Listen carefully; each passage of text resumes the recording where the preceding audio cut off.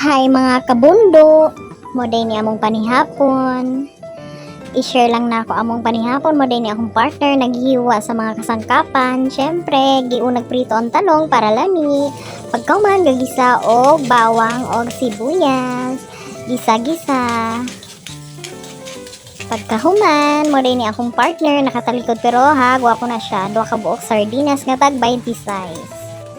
Pagkahuman, gigisa, gipabukal, gibutngan og pechay, paboritong gulay namo na. Ilabi na akong partner, paborito na niya pechay. Pagkahuman talong, gilunob ang talong. Syempre giukay, gibutngan na siya asin og bitchin o mga secret nga kasangkapan aron mo lami ang gulay. Pagkahuman, gibutngan og coco mama, tuno para lami ang gulay.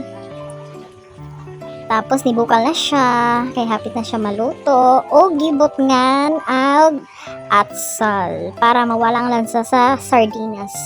Naluto na siya. Dara, manihapon na ta mga kabundo. Ali, manihapon ta, bye.